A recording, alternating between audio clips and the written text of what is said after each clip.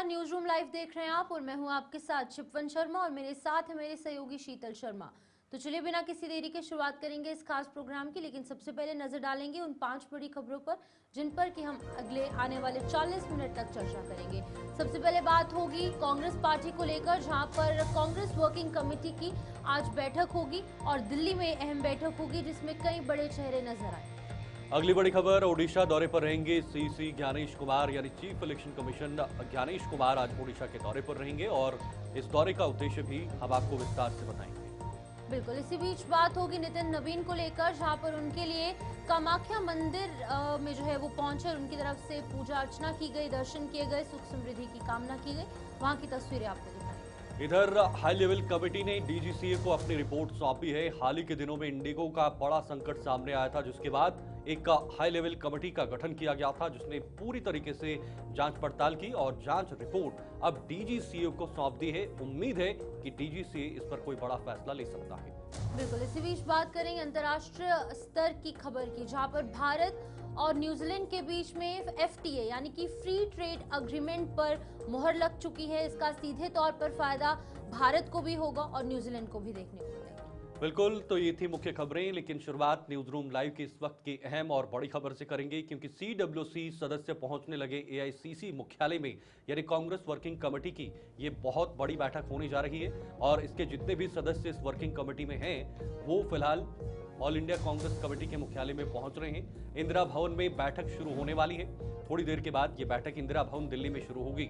संगठन और राजनीतिक मामलों पर चर्चा होगी। खास तौर पर कांग्रेस का जो ग्राफ है वो बिगड़ रहा है। पूरे देश में अलग अलग राज्यों में लोकसभा हो या फिर विधानसभा हो, कांग्रेस का ग्राफ काफी कम हो गया है। तो ये भी एक मुख्य वजह हो सकती है। अगले साल कई सारे राज्यों में चुनाव भी होने हैं। ऐसे में कांग्रेस जो है वो गंभीर होने का यहाँ पर जो है वो प्लान तैयार कर रही है। वरिष्ठ नेताओं की मौजूदगी इसमें रहेगी।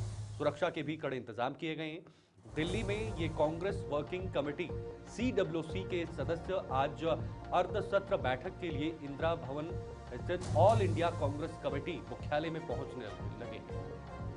तो बिल्कुल ये तस्वीरें आपको दिखा रहे हैं, जहां पर कि सीडब्ल्यूसी बैठक के लिए शशि थरूर पहुंच चुके हैं। सोनिया गांधी समेत कई दिग्गज नेता भी यहां पर पहुंचे हैं, क्योंकि कुछ ही देर में मीटिंग शुरू होने वाली है। तो ये आप देखिए, शशि थरूर है और ये कांग्रेस के वरिष्ठ नेता है, स्पोक्स पर्सन है, राष्ट्रीय यहाँ पर लेवल पर स्पोक्स पर्सन भी हैं और कहीं ना कहीं बहुत इनका प्रभाव पूरे भारतवर्ष के साथ साथ फॉरेन में भी देखा जाता है। वहीं पर पूर्व अध्यक्ष सोनिया गांधी भी यहाँ पर पहुंची हैं और उसी के साथ साथ कई ऐसे नेता हैं। उम्मीद है कि राहुल गांधी कुछ ही देर में पहुंचेंगे। राष्ट्रीय अध्यक्ष मल्लिकार्जुन खड़गे वो भी पहुंचेंगे। वरिष्ठ नेता और सदस्य समय पर पहुंचना शुरू हो चुके हैं, जबकि इसको लेकर सुरक्षा के कड़े इंतजाम किए गए हैं। जो भी फिलहाल सूत्रों के हवाले से खबरें सामने आ रही है वो ये है कि मनरेगा की जो स्कीम्स के अंदर चेंजेस आई हैं, दिनों का जो यहाँ पर कार्यकाल है वो चेंज किया गया है, नाम में एक बड़ी तब्दीली देखने को मिली है। इन तमाम चीज़ों को लेकर कांग्रेस की तरफ से आज ये इम्पोर्टेंट मीटिंग बुलाई गई है। बैठक में पार्टी के आगामी रणनीतिक निर्णय और विभिन्न राज्यों में चुनावी तैयारियों पर विचार विमर्श किया जाएगा, जहाँ पर एक तरफ कई चेंजेस जो सेंट्रल गवर्नमेंट की तरफ से किए गए हैं उन पर जो विचार विमर्श हो सकता है। वहीं दूसरी तरफ अगले साल बंगाल में चुनाव होंगे, उससे अगले साल 2027 के अंदर उत्तर प्रदेश में चुनाव होंगे, उत्तराखंड में चुनाव होंगे, विधानसभा चुनाव जो है वहां पर देखने को मिलेंगे। इसके चलते पहले से ही तैयारियां कांग्रेस पार्टी की तरफ से की जा रही है, क्योंकि पिछले कुछ महीनों में हमने देखा किस तरीके से कांग्रेस पार्टी को, चाहे बिहार है,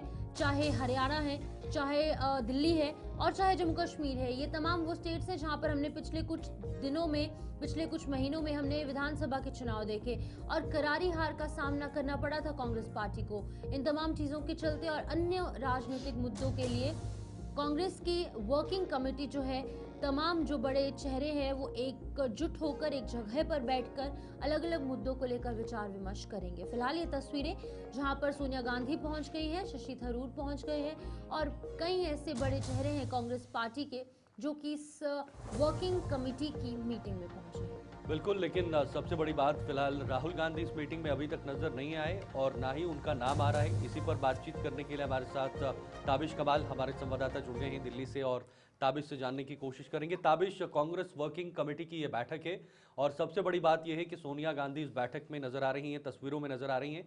उसके अलावा केसी वेणुगोपाल हों या फिर शशि थरूर हों या बाकी अन्य जितने भी बड़े नेता हैं, मल्लिकार्जुन खड़गे भी थोड़ी देर तक पहुंचेंगे। राहुल गांधी भी इस मीटिंग में पहुंचेंगे या नहीं, और इस मीटिंग का उद्देश्य क्या है? क्या आने वाले विधानसभा चुनाव इस मीटिंग में डिस्कस किए जाएंगे या फिर सरकार को घेरने की रणनीति फिर से तैयार की जाएगी? कुछ ही देर के बाद पार्टी के तमाम वरिष्ठ नेता पहुंचेंगे। हमें यह भी खबर है कि राहुल गांधी भी इस मीटिंग के अंदर मौजूद रहेंगे। सीडब्ल्यूसी की यह बैठक है कांग्रेस वर्किंग कमेटी की, और ये बहुत महत्वपूर्ण बैठक है।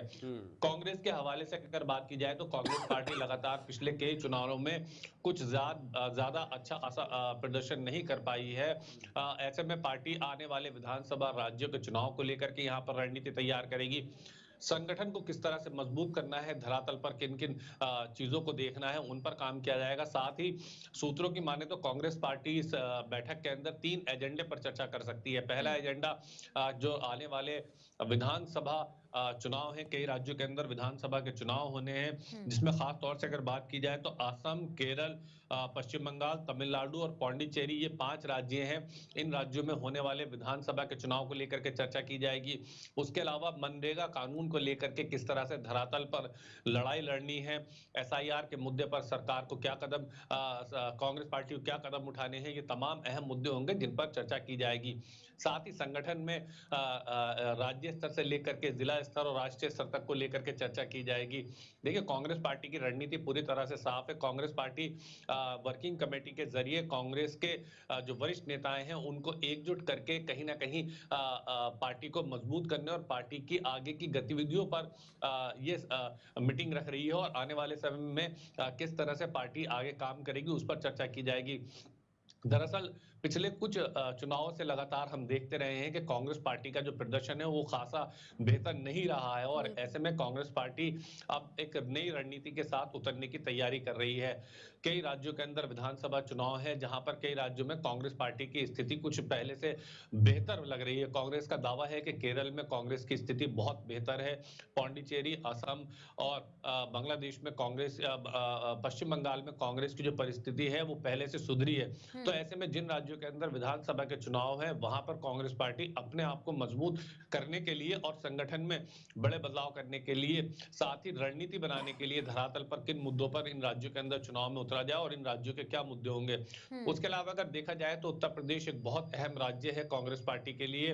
हालांकि इस बार लोकसभा चुनाव में कांग्रेस ने अच्छा प्रदर्शन उत्तर प्रदेश के अंदर किया था। पिछली बार के मुकाबले कांग्रेस पार्टी इस बार बेहतर प्रदर्शन कर आई थी समाजवादी पार्टी के साथ गठबंधन में चुनाव लड़के। तो ऐसे में किन राज्यों के अंदर किस रणनीति के तहत लड़ना है और किन राज्यों के अंदर घटक दलों के साथ मिलकर के लड़ना है, क्या रणनीति रहेगी, प्लानिंग क्या रहेगी, इस सब पर फिलहाल चर्चा की जाएगी। कुछ ही देर के बाद राहुल गांधी भी इस मीटिंग में पहुंचेंगे जहां तक हमें खबर है। ओके। ताबिश, देखिए कई बार ऐसी मीटिंग्स देखने को मिलती हैं, साल बदल रहा है लेकिन क्या रणनीति बदल सकती है कांग्रेस पार्टी की? क्योंकि हमेशा से इस तरीके की मीटिंग्स देखने को मिली हैं, राज्य लेवल पर अलग से, छोटे स्तर पर अलग से और राष्ट्रीय स्तर पर अलग से हम मीटिंग्स देखते हैं, लेकिन कुछ खासा चेंज, कुछ खासा तब्दीली या फिर अगर हम कहें परिवर्तन ऑन अ पॉजिटिव नोट देखने को नहीं मिलती। वही पुराने आरोप की कांग्रेस पार्टी की एक स्ट्रॉन्ग लीडरशिप नहीं है और तमाम इस तरीके की बातें निकलकर सामने आती हैं। अब क्योंकि एक और बड़ी मीटिंग होने जा रही है, तो क्या लगता है, क्या एक पॉजिटिव नोट पर चेंज देखने को मिल सकता है ग्राउंड लेवल पर? देखिए, कांग्रेस पार्टी की ये कोशिश रही कि आने वाले विधानसभा के जो चुनाव है, जिन राज्यों के अंदर चुनाव होने हैं वहां पर कांग्रेस बेहतर प्रदर्शन करे, अच्छा प्रदर्शन करे, जिससे कांग्रेस के कार्यकर्ताओं में एक नई ऊर्जा उत्पन्न की जा सके। कांग्रेस के कार्यकर्ता पिछले कई चुनाव से हताश नजर आ रहे हैं। पार्टी बेहतर प्रदर्शन का दावा करती है, बेहतर प्रदर्शन होने के बावजूद भी पार्टी उतना वो हासिल नहीं कर पा रही जो होना चाहिए। अगर हम पिछले चुनाव को देखें तो हरियाणा में भले ही पार्टी जीत के दावे का दमखम कर रही थी, लेकिन गुटबाजी कहीं ना कहीं हावी नजर आई। और यही वजह है कि कई राज्यों के अंदर गुटबाजी की वजह से कांग्रेस पार्टी को इंटरनल नुकसान उठाना पड़ता है। महाराष्ट्र के अंदर भी हमने देखा कि गुटबाजी बहुत ज्यादा हावी देखने के लिए मिली।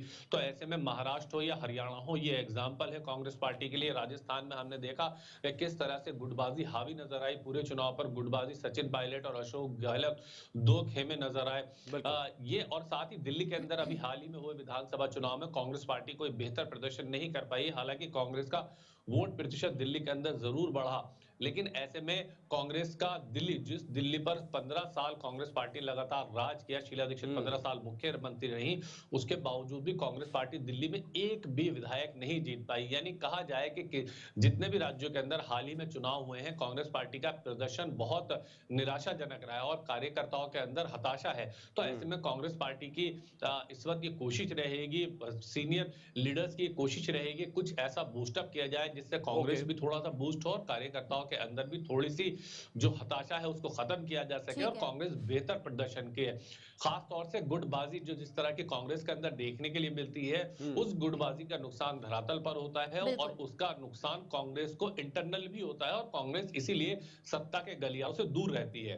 तो ऐसे में उस गुटबाजी पर भी खासी तवज्जो कांग्रेस पार्टी को देनी होगी। बिल्कुल, अब देखना ये होगा कि इस CWC की मीटिंग के बाद कितना असर जो है वो कहीं ना कहीं ग्राउंड लेवल पर देखने को मिलता है। बहुत बहुत शुक्रिया ताबिश, आपने तमाम जानकारी साझा की। फिलहाल आगे बढ़ेंगे जहां पर CEC यानी कि chief election commissioner Gyanesh Kumar अपनी फैमिली के साथ ओडिशा पहुंचे और उनकी तरफ से जगन्नाथ मंदिर के दर्शन किए गए। स्थानीय संस्कृति का अनुभव उनकी तरफ से किया जाएगा, जहां पर अपने पूरे परिवार के साथ जगन्नाथ मंदिर में उन्होंने दर्शन किए हैं। बूथ स्तर के अधिकारियों से उन्होंने मुलाकात भी की है और 2-3 दिन तक ओडिशा में वो अपनी फैमिली के साथ रहते नजर आएंगे। इसी बीच में भुवनेश्वर से ये बड़ी खबर है, जहां पर मुख्य चुनाव आयुक्त ज्ञानेश कुमार ने कहा है कि मैं अपने परिवार के साथ ओडिशा आया हूं और ओडिशा आकर मुझे बेहद ज़्यादा खुशी हो रही है, क्योंकि जगन्नाथ मंदिर में उन्होंने पूजा अर्चना की है और पूजा अर्चना करने के साथ साथ उन्होंने पूरे देश की खुशहाली सुख समृद्धि की कामना। बिल्कुल, देखिए उन्होंने कहा कि मैं अपने परिवार के साथ ओडिशा आया हूं ताकि जगन्नाथ मंदिर का दर्शन कर सकूं और स्थानीय संस्कृति का आनंद ले सकूं, उसे समझ सकूं और अपने बूथ स्तर के अधिकारियों से मिल सकूं, क्योंकि बूथ स्तर के जो अधिकारी हैं वो चुनाव आयोग के सबसे प्रमुख अधिकारियों में रहते हैं और सबसे ग्राउंड पर रहते हैं। सबसे ज़्यादा ग्राउंड पर उन्हीं की पकड़ रहती है जो हमारे चुनाव आयोग की रीढ़ है। ये उन्होंने कहा। हम ओडिशा में 2 से 3 दिन तक रहेंगे, तो जाहिर सी बात है उनका ये निजी दौरा भी हो जाएगा और साथ साथ आधिकारिक तौर पर भी वो अपने अधिकारियों के साथ मुलाकात करेंगे और चुनाव प्रक्रिया, चुनाव की प्रणाली, वोटर्स के साथ जो आपस में समन्वय होता है बूथ लेवल के अधिकारियों का, वो बना रहे। कौन वोटर चले गया, कौन नया जोड़ना चाहिए, किसकी मृत्यु हुई, किसके 2 जगह पर दर्ज हैं या कौन पूरी तरीके से किसी और जगह पर चले गया है। तो ये तमाम मुद्दे एसआईआर से भी उजागर हुए और कहीं ना कहीं अप्रत्यक्ष रूप से ज्ञानेश कुमार का ये दौरा उस नज़रिए से, उस एंगल से भी देखा जा रहा है। परिवार के साथ जगन्नाथ मंदिर में उन्होंने अभी दर्शन पूजन किए हुए हैं और बूथ स्तर के अधिकारियों से भी मुलाकात है।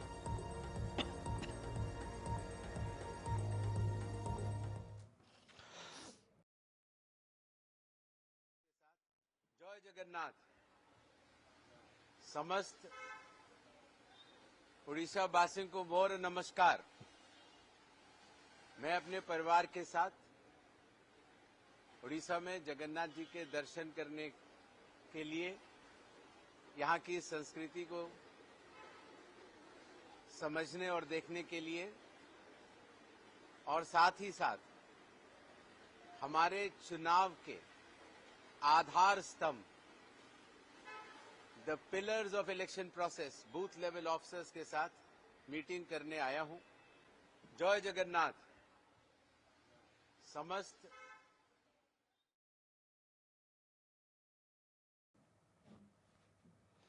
चलिए फिलहाल आगे बढ़ेंगे। एक और बड़ी अपडेट इस वक्त आपको बताएंगे और ये बड़ी अपडेट है असम दौरे पर नितिन नवीन, यानी भारतीय जनता पार्टी के राष्ट्रीय कार्यकारी अध्यक्ष असम दौरे पर है। नितिन नवीन ने कामाख्या मंदिर में दर्शन भी किए, विधिवत पूजा अर्चना कर मां का आशीर्वाद भी उन्होंने लिया है। कल से वो असम के दौरे पर हैं और देश की सुख समृद्धि की कामना भी उन्होंने की है।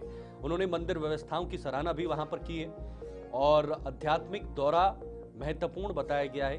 कुल मिलाकर बीजेपी के राष्ट्रीय कार्यकारी अध्यक्ष नितिन नवीन ने असम स्थित प्रसिद्ध कामाख्या देवी मंदिर में पूजन किया है। इस दौरान उन्होंने विधिवत पूजा अर्चना कर देश और प्रदेश की सुख समृद्धि की कामना की। उनके साथ साथ असम के मुख्यमंत्री शर्मा भी शामिल हैं और उनके साथ में कल उन्होंने वहां की प्रदेश की इकाई के साथ मीटिंग भी की थी, बैठक भी की थी, क्योंकि अगले ही साल असम में चुनाव भी होने हैं और संभवतः बहुत जल्द चुनाव हो सकते हैं। तो अभी से रणनीति तय की जाए और युवा के तौर पर नितिन नवीन को अध्यक्ष बनाया गया है, कार्यकारी अध्यक्ष बनाया गया है, तो उनके कंधों पर भी ये जिम्मेदारी होगी कि उनके नेतृत्व में पार्टी जो है वो बेहतर काम कर सके और राज्य को आगे बढ़ाया जा सके। वहीं आपको बता दें कि वो कामाख्या मंदिर पहुंचे, परिसर में उनकी तरफ से कुछ समय बिताया गया और आध्यात्मिक वातावरण में मां कामाख्या का आशीर्वाद भी लिया। दर्शन के बाद उन्होंने मंदिर की व्यवस्थाओं की सराहना की और कहा कि कामाख्या माता मंदिर में आकर उन्हें बहुत ज़्यादा खुशी हो रही है। कामाख्या माता मंदिर भारत की आस्था और संस्कृति का एक प्रमुख केंद्र है। उनके दौरे को संगठनात्मक और आध्यात्मिक जो पॉइंट ऑफ व्यू है, जो दृष्टि है, उसे महत्वपूर्ण माना जा रहा है।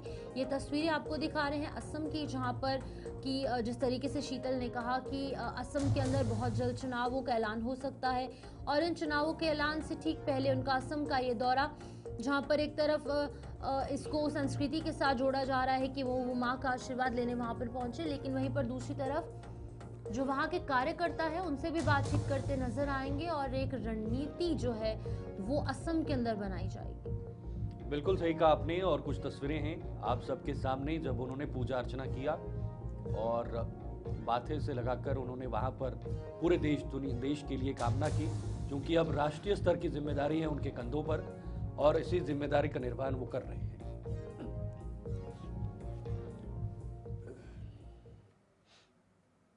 तो चलिए अब आगे बढ़ेंगे, जहां पर प्रधानमंत्री नरेंद्र मोदी की तरफ से प्रकाश उत्सव पर श्रद्धांजलि दी गई। आपको बता दें कि गुरु गोविंद सिंह जी को उन्होंने श्रद्धांजलि अर्पित की है।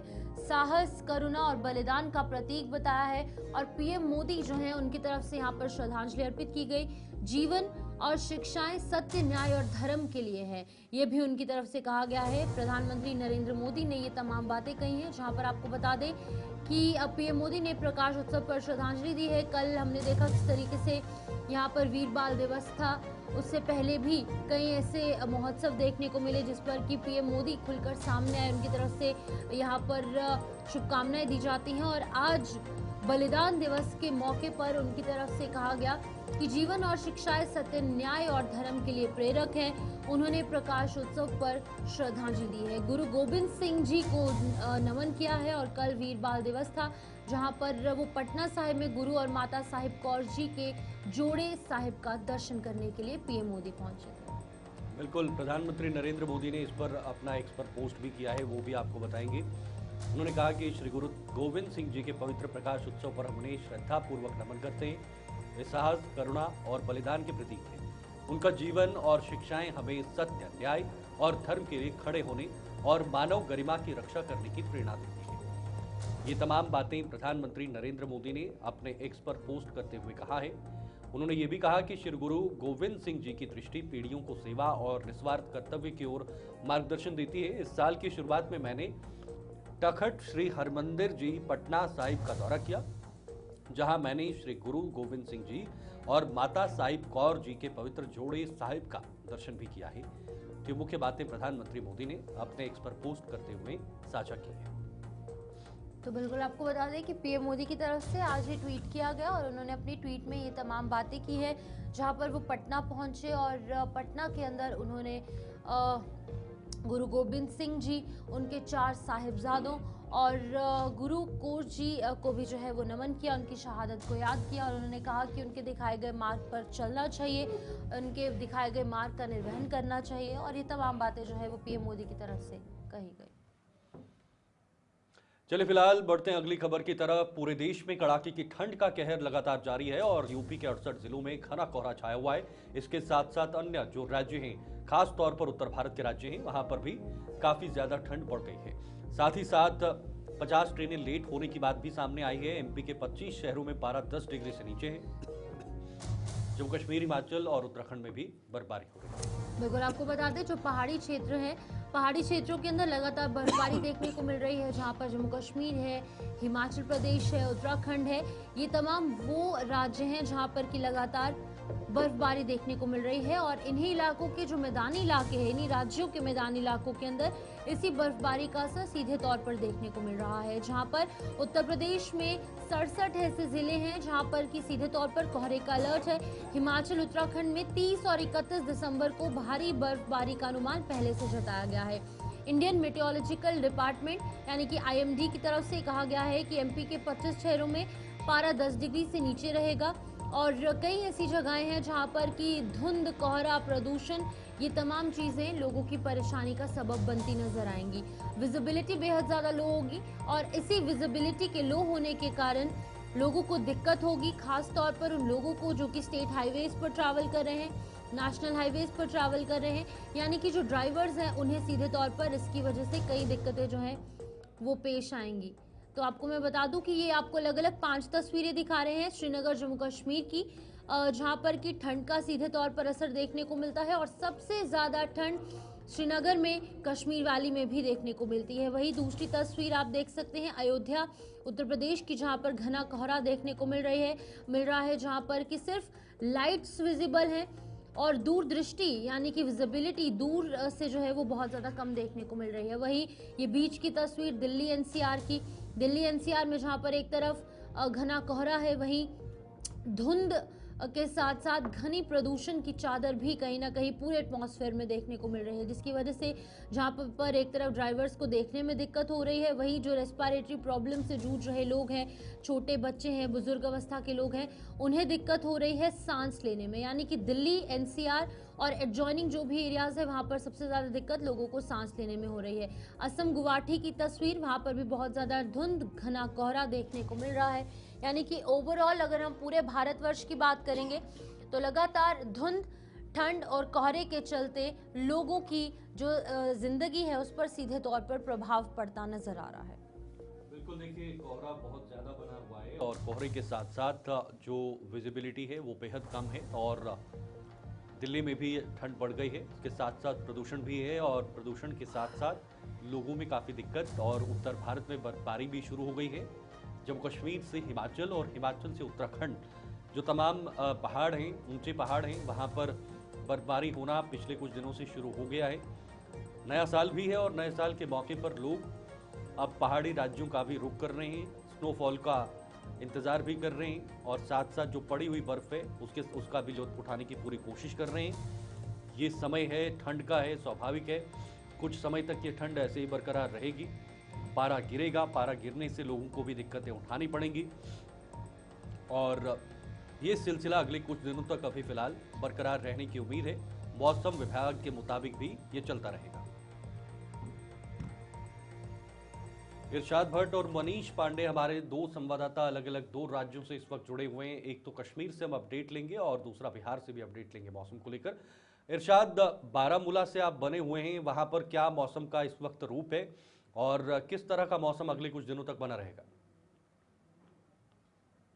देखिए, बिल्कुल शीतल, आपका बहुत बहुत शुक्रिया। अगर से देखा जाए इस वक्त बिल्कुल जो है धूप खिले हुए है, यानी कि सुबह शाम जो है काफ़ी ठंड होती है, माइनस में टेम्परेचर चला जाता है, चाहे हम सरहदी इलाकों की बात करें या मैदानी इलाकों की बात करें, क्योंकि लोगों को भी काफ़ी सफ़र करना पड़ रहा है। अक्सर बेशतर हम ये देखते हैं, पिछले दिनों की बात करें जब यहाँ पे खुशकसाली हुई, हालांकि उसके बाद जो है मैदानी इलाकों में जो बारिशें हुई, पहाड़ी इलाकों में बर्फबारी हुई, उसके चलते जो काफ़ी राहत मिली, यानी कि धुंध जो है, फॉग में काफ़ी जो है कमी पेश आई। इस वक्त की बात करें, इस वक्त मौसम जो है खुशगवार है, यानी कि खुशक मौसम है और देखा जाए यहाँ पे अक्सर और बेशतर जो है अस्पतालों में जो है काफ़ी भीड़ भाड़ रहती है, चाहे गवर्नमेंट मेडिकल कॉलेज बारामूला या दीगर जो हेल्थ के मराकज है, क्योंकि देखा जाए जो ही ये खुशकसाली का मौसम रहता है, हालांकि उसके चलते जो है लोगों को काफ़ी सफ़र करना पड़ रहा है, काफ़ी सारे मुश्किलातों से दो चार होना पड़ रहा है। यहाँ पे ये बात काबिल जिक्र है, जब यहाँ पे बर्फबारी होगी, बारिशें होगी, तब यहाँ के लोगों को जो है राहत मिलेगी। फिलहाल ये बात काबिल जिक्र है, क्योंकि देखा जाए हॉर्टिकल्चर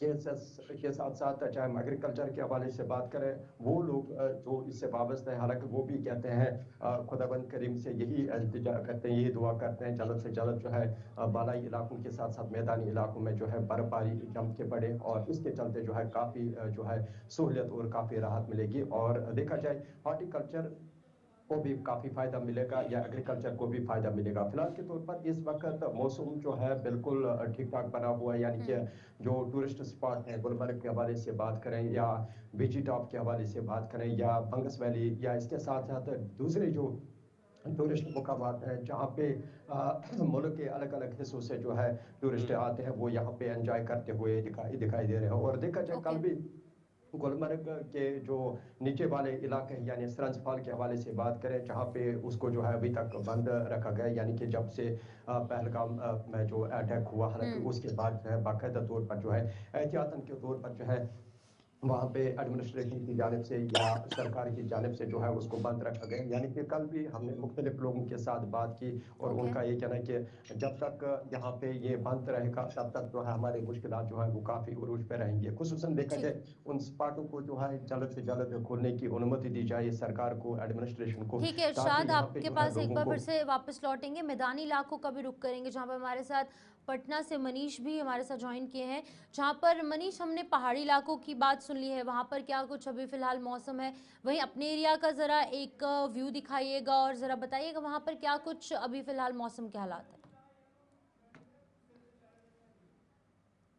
बिहार की बात करें तो मौसम काफ़ी कहें तो ठंड का प्रकोप देखने को मिल रहा है, साथ ही साथ कुहासे भी देखने को मिल रहे हैं और हवा भी साथ ही साथ चल रहे हैं। तो ऐसे में समझ सकते हैं कि आम जनों का जनजीवन अस्त व्यस्त दिख रहा है और कहीं ना कहीं जो कड़ाके की जो ठंड पड़ रही है उससे कहीं ना कहीं आम जनों की सतर्कता बरतनी होगी, क्योंकि जिस प्रकार से पारा और जिस प्रकार से मौसम विभाग के द्वारा बताया गया है कि आने वाला समय और भी नाजुक होने वाला है, पारा और गिरने वाला है। तो ऐसे में समझ सकते हैं कि एक तरफ तो अलाव का व्यवस्था की जा रही है सरकार की तरफ से और रैन बसेरा भी बनाया जा रहा है, दूसरी तरफ अगर कहें तो अब कुछ संगठन के लोग भी कंबल वितरण कर रहे हैं और साथ ही साथ बात करें तो जगह जगह पे अलाव की व्यवस्था कर रहे हैं और समाज के जो बुद्धिजीवी लोग हैं वो भी अलाव जला करके कहीं ना कहीं ठंड के मौसम का मजा भी ले रहे हैं। लेकिन एक बात तय है कि आने वाला समय जो मौसम विभाग के द्वारा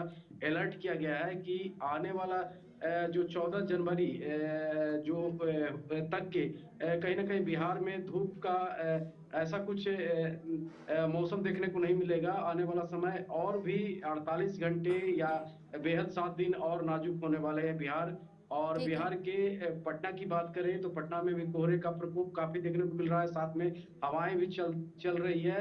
उसके बात करें तो माइनस की संभावना बताई जा रही है मौसम विभाग के द्वारा कि आने वाला जो 48 घंटे हैं वो और नाजुक होने वाले हैं। जी ओके मनीष, मैं ज़रा इरशाद आपसे पूछना चाहूँगी, जहाँ पर आपने बताया कि अभी फ़िलहाल मौसम ठीक है, लोगों को हेल्थ प्रॉब्लम्स जो एक ड्राई स्पेल की वजह से आ रही थी वो थोड़ी सी कम ज़रूर हुई हैं, लेकिन इरशाद स्नोफॉल बहुत ज़्यादा इंपॉर्टेंट भी है क्योंकि टूरिस्ट का फुटफॉल इसी स्नोफॉल की वजह से होगा। अब क्या उम्मीद है, क्या कुछ कहती है वेदर प्रेडिक्शन कि कब तक स्नोफॉल हो सकती है, क्योंकि अभी न्यू ईयर्स ईव भी है तो लोग बहुत ज़्यादा रुख करते हैं कश्मीर वैली की तरफ। आपको ये बताने की कोशिश करेंगे, यहाँ पे जब न्यू ईयर का आगाज होगा यहाँ पे जश्न होता है, यानी कि गुलमर्ग के साथ साथ दीगर जो टूरिस्ट स्पॉटों के हवाले से बात करें, कल भी 1-2 दिन पहले जब 25 दिसंबर के दिन क्रिसमस यहाँ पे मनाया गया, खुसूसन यहाँ पे गिरजाघरों के हवाले से बात करें वहाँ पे भी बाकायदा तौर पर जो है दुआएं की गई, यानी कि उन लोगों के साथ हमने बात की जो यहाँ पे इर्द गिर्द के इलाकों में रहते हैं या दूर दराज इलाकों में रहते हैं, यानी कि जो बाहर से टूरिस्ट्स आए। हालांकि उनका भी ये कहना है कि जब यहाँ पे बर्फबारी होगी तब यहाँ पे कुछ और ये जो है माहौल जो है वो पेश आएगा, यानी कि काफ़ी जो है चंद ही दिनों के बाद जो है अब बर्फबारी होने वाली है, यानी कि जो महकमे मौसमियात का ये कहना है कि आने वाले दिनों के बाद जो है पहाड़ी इलाकों के साथ साथ मैदानी इलाकों में अच्छी खासी जम के जो है बर्फबारी होने वाली है, चाहे टंगटार, केरन, मत्सल या दीगर जो स्पॉट है जहाँ पे पिछले दिनों बर्फबारी हुई। हालांकि वहाँ पे जो आम रफ्त के लिए जो है रास्ता जो है इस वक्त वो वहाँ से लोग जो है आते जाते हैं, लेकिन लोगों को जो है उस तरह के मुश्किलात दरपेश नहीं है इस टाइम जिस तरीके से इससे पहले थे। यानी कि अब यही कहा जाता है महकमे मौसमियात की जानिब से, यानी कि फर्स्ट के बाद, यानी कि जो ही 2026 का आगाज होगा और उसके बाद जो है यहाँ पे पहाड़ी इलाकों के साथ साथ यानी कि वादी कश्मीर में जो है ठीक सफेद ठीक चादर है। अच्छा, बिछेगी बर्फ की, हालांकि वो ठीक है, बहुत बहुत शुक्रिया आपका भी, और मनीष आपका भी बहुत बहुत शुक्रिया फिलहाल जानकारी के लिए। देश में नए साल को लेकर सुरक्षा व्यवस्था बेहद सख्त कर दी गई है नए साल को लेकर, और दिल्ली में ऑपरेशन आघात 3.0 के तहत 285 लोग गिरफ्तार किए गए हैं। 12,258 क्वार्टर अवैध शराब, 6 किलो गांजा जब्त किया है। 2.30 लाख रुपए भी जब्त और 1,306 लोगों से पूछताछ जारी है। और ये ऑपरेशन आघात के तहत यानी 3.0 के तहत ये तमाम कार्रवाइयां की जा रही हैं, खास तौर पर ड्रग्स को और शराब जैसी चीज़ों को रोकने के लिए जो अवैध रूप से इन तरह की चीज़ों का काम भी करते हैं या सेवन करते हैं। खासकर नए साल के मौके पर इस तरह की गतिविधियां और बढ़ जाती हैं, उसको रोकने के लिए ये तमाम कदम दिल्ली में उठाए जा रहे हैं। और आप देखिए 12,258 ऐसी क्वार्टर बॉटल्स हैं जिन्हें बरामद किया गया है, और कई लोगों से वहां पर पूछताछ भी चल रही है। रात भर ऑपरेशन आघात के तहत कार्रवाई हो रही है। नए साल के मौके पर ये लगातार एक्टिविटीज़ जो हैं वो काफ़ी मात्रा में होती हैं, और पुलिस चाहती है कि किसी भी प्रकार की कोई दिक्कत सामने निकल कर ना आए, क्योंकि हुड़दंग होता है, कोई शराब पीकर या बाकी अन्य चीज़ों का सेवन कर सड़कों पर हुड़दंग करना, लोगों को परेशान करना या भीड़ भाड़ वाले इलाकों में कोई परेशानी खड़ी करना, उन तमाम चीज़ों को देखते हुए ये कदम उठाया गया है। तो बिल्कुल आपको बता दें कि उत्तर प्रदेश की तर्ज पर अब दिल्ली पुलिस भी लगातार वहां पर जीरो टॉलरेंस की पॉलिसी अपना रही है, और ऑपरेशन आघात 3.0 के तहत लगातार कई ऐसे लोग हैं, कई ऐसे हिस्ट्री शीटर्स हैं जिन्हें की पूछताछ के लिए बुलाया जाता है, अन्य सुराग लिए जाते हैं, और इनपुट्स के आधार पर बहुत सारे लोग हैं ऐसे जिन्हें की गिरफ्तार किया जा रहा है। जहां पर एक तरफ नशा तस्करी को लेकर या फिर नशे का सेवन करने वाले लोगों को लेकर लगातार पकड़ा जा रहा है, ताकि नशा कर कर लोग जो है वो सड़कों पर अप्रिय घटनाओं को अंजाम ना दे, एक्सीडेंट्स ना हो और बाकी की चीजें ना हो। इसके चलते कि लगातार दिल्ली पुलिस की तरफ से ऑपरेशन आघात 3.0 के तहत दिल्ली पुलिस के दक्षिण पूर्व जिले में अपराध और अवैध गतिविधियों के खिलाफ कड़ा रुख अपनाते हुए रात भर ऑपरेशन आघात जो है वो जारी रहा, और बड़े स्तर पर कार्रवाई हो रही है। जहां पर DCP south east Hemant Tiwari के अनुसार इस अभियान में आबकारी अधिनियम, एनडीपीएस एक्ट और जुआ अधिनियम के तहत 285 ऐसे आरोपी हैं जिन्हें की गिरफ्तार कर लिया गया है, और इसके अलावा 504 लोगों को निवारक कार्रवाई के तहत पकड़ा गया, जबकि 116 ऐसे बदमाश हैं जिन्हें की बैड कैरेक्टर को भी उनके हिरासत में जो है वो लिए गए हैं, उनके बैड कैरेक्टर को देखते हुए उन्हें हिरासत में लिया गया है। पुलिस ने 10 संपत्तियां अपराधियों को और 5 लिफ्टरों को भी गिरफ्तार। इसी बीच एक और बड़ी खबर, कुलदीप सेंगर की जमानत को सीबीआई ने चुनौती दे दी है। हाई कोर्ट के आदेश के खिलाफ सुप्रीम कोर्ट में अर्जी लगाई गई थी, लेकिन अब इसको लेकर चुनौती हुई है, और सीबीआई ने कहा कि जमानत अनुचित है, कानूनी प्रक्रिया के तहत आगे की कार्रवाई की फिलहाल मांग की गई है। तो ये पूरा मामला जो है वो यहाँ पर कुलदीप सेंगर को लेकर है, जहाँ पर उनकी जमानत को लेकर सीबीआई ने चुनौती दे दी, और सीबीआई कह रहा है और हाई कोर्ट की तरफ से कहा गया कि सुप्रीम कोर्ट में अर्जी लगाए, लेकिन सीबीआई का कहना है कि जमानत अनुचित है और जमानत अभी फिलहाल नहीं हो सकती है। तो कुलदीप सेंगी केस के अंदर ये एक नया अपडेट निकलकर सामने आया है। सेंगर के समर्थन में बृजभूषण शरण आए हैं और उनके खिलाफ साजिश हुई है, ये कहना है बृजभूषण शरण सिंह का, और सीबीआई ने फिलहाल मना कर दिया है, जमानत देने से अनुचित करार दिया है, लेकिन उनके समर्थक, उनके साथी जो है उनके हित में कहीं ना कहीं आवाज उठाते नजर आ रहे हैं। बिल्कुल, देखिए हाल ही में हाई कोर्ट ने उन्हें कुछ शर्तों पर जमानत दी थी, और उस जमानत के बाद अब सीबीआई ने इस मामले को आगे बढ़ाते हुए कहा है कि ये जमानत उचित नहीं है, अनुचित है, ये नहीं होनी चाहिए थी। अब उन्होंने मामले को आगे लिया है और ये भी कहा है, देखिए दुर्भाग्य से वो बाहर नहीं निकल पाए, ये बयान भी सामने आया है। कुलदीप सेंगर की जमानत को सीबीआई ने चुनौती दी है और सीबीआई ने मामले को आगे बढ़ाया, लेकिन इधर समर्थन में बृजभूषण शरण ने अपना बयान दिया है। उनके खिलाफ साजिश हुई, ये भी कहा बृजभूषण सिंह ने ये बड़ी बात कही है और कहा है कि दुर्भाग्य से वो बाहर नहीं निकल पाए, इस वजह से मामले को इतना बड़े स्तर पर रखा जा रहा है। गौरव पांडे हमारे संवाददाता हैं हमारे साथ इस वक्त जानकारी के लिए। गौरव, सेंगर से जुड़ा मामला इस वक्त काफी तूल पकड़ रहा है और सुर्खियों में भी है। हालांकि कोर्ट की जमानत के बाद अब सुप्रीम कोर्ट की तरफ से सीबीआई रुख कर सकता है या बड़े स्तर पर इस कार्रवाई को लेकर जा सकता है। हालांकि सीबीआई ने ये साफ कर दिया है कि भाई ये जो जमानत हुई है ये पूरी तरीके से अनुचित है, ये उचित नहीं है। गिरफ्तार ये यहाँ पर इन्हें नई जमानत दी जानी चाहिए थी इस वक्त पर। अभी फिलहाल क्या रुख रह सकता है सीबीआई का और कैसे इस केस को और मजबूत कड़ी की तरफ लिया जा सकता है? देखिए शीतल, सबसे बड़ी बात ये कि कुलदीप सिंह सेंगर का जो मामला है उसको लेकर के सीबीआई ने हाईकोर्ट के फैसले को चुनौती दी है और वो सुप्रीम कोर्ट की तरफ रुख करेंगे। सबसे बड़ी बात ये कि लोअर कोर्ट ने इनको कुलदीप सेंगर को आजीवन कारावास की सजा सुनाई थी, लेकिन हाईकोर्ट ने इस ऑर्डर को बर्खास्त करते हुए उनको जमानत दे दी। इस जमानत के आधार को गलत मानते हुए सीबीआई और जो अन्य जांच एजेंसियां हैं वो इस पूरे मामले को लेकर के सीधे सुप्रीम कोर्ट का रुख कर रही हैं। और उनका ये मानना है कि जब लोअर कोर्ट किसी मामले में इनको रेप और तमाम इन अन्य मामलों में धमकी देने, रेप के मामले में और जो अन्य धाराएं सीबीआई और जांच एजेंसियों ने लगाई थी, उसके आधार पर इनको जमानत नहीं मिल सकती। लोअर कोर्ट ने इन्होंने जो फैसले की कॉपी लगाई है वो भी ये लगाई है कि जो लोअर कोर्ट है उसने इन्हें आजीवन कारावास दिया है। इस फैसले को हाईकोर्ट किस तरीके से इस पूरे मामले को सुनवाई के दौरान हाईकोर्ट ने इस पूरे मामले में इनकी जो आजीवन कारावास की सजा थी इसको किस तरीके से बर्खास्त करते हुए जमानत दी है, ये सोचनीय है। और इसको लेकर सीबीआई और अन्य जो जांच एजेंसियां हैं वो सीधे सुप्रीम कोर्ट का रुख करेंगी। ठीक है, बहुत बहुत शुक्रिया गौरव तमाम जानकारी देने के लिए। फिलहाल गौरव पांडे अपडेट कर रहे थे, ये पूरा का पूरा मामला जो है कुलदीप सेंगर को लेकर है। तो चलिए फिलहाल न्यूज़ रूम लाइव में इतना ही, हम दोनों को दीजिए इजाजत, नमस्कार।